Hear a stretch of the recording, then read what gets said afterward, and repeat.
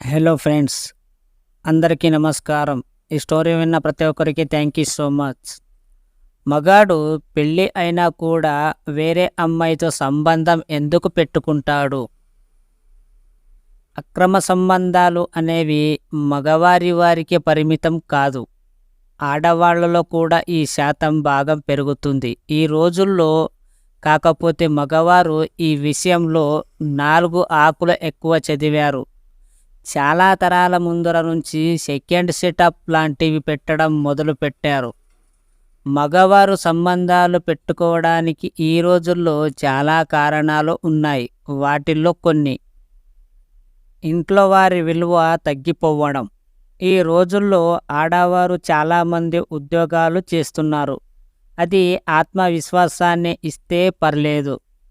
ఒక్కసారి అది అతి విశ్వాసం ఇవ్వడం వలన చాలా విషయాల్లో సంప్రదించకుండానే నిర్ణయాలు తీసుకుంటూ ఉంటారు. ఇంట్లో మగవారి ప్రాముఖ్యత తగ్గుతూ వస్తుంది. ప్రొఫెషనల్గా, పర్సనల్గా కూడా ఇంట్లో ఆడవారు ఒక 2 అడుగులు ముందుకు వేసి ఉండటం వలన ఇంట్లో పిల్లలు కూడా తల్లికి ఎక్కువ ప్రాధాన్యత ఇవ్వడం వలన ఇంట్లో తండ్రుల పాత్రకు పెద్దగా ప్రాముఖ్యత ఉండదు. ముఖ్యంగా భర్త ఎక్కువ సంపాదించడం లేదు అని భార్య భావిస్తుందని లేదా మాటల్లో ప్రదర్శిస్తుందని ఆలోచన వస్తే మట్టుకు ఆ దెబ్బ అహం మీద పడుతుంది.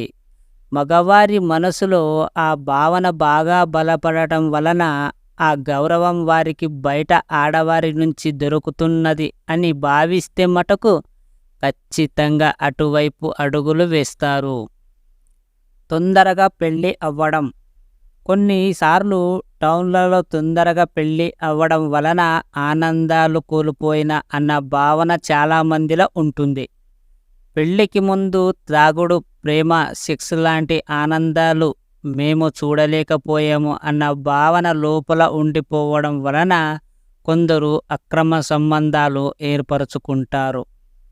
కాంప్రమైజ్ అయ్యి పెళ్ళి చేసుకోవడం వలన కొందరికి పెళ్ళికి ముందు భార్య ఇలా ఉండాలి అన్న కోరికలు ఉంటాయి.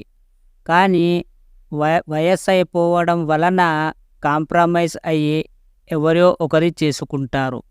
లైఫ్లో ఎవరన్నా తర్వాత దశల్లో వారు కోరుకున్న వారు కలిస్తే వారి వైపు ఆకర్షితులు అవుతారు.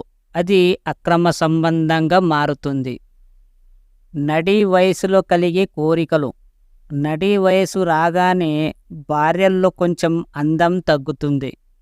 ఇంటి బాధ్యతల వలన తమ గురించి శ్రద్ధ తీసుకోవడం వలన లావైపోతారు.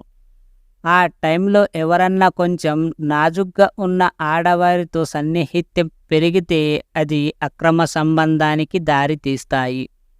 మాజీ ప్రియురాలితో సన్నిహిత్యం. ఒక్కసారి మాజీ ప్రియురాలి నుంచి ఫోన్ వస్తుంది, నేను మా ఆయనతో సుఖంగా లేను, నిన్ను మోసం చేసినందుకు నాకు తగిన శాస్తి జరిగింది అని మాజీ ప్రియురాళ్ళు మాట్లాడంగానే ఐస్ అయిపోయాయి. వీళ్ళ అహం తృప్తి పడుతుంది. ఇంకా మెల్లగా ఆ మాజీ ప్రియురాలితో పరిచయం మొదలు అవుతుంది. అది అక్రమ సంబంధం దాకా వెళుతుంది. ఈ నెక్స్ట్ వీడియోలో ఇదే స్టోరీ కంటిన్యూ చేస్తాను. పూర్తిగా విన్న ప్రతి ఒక్కరికి థ్యాంక్ యూ సో మచ్.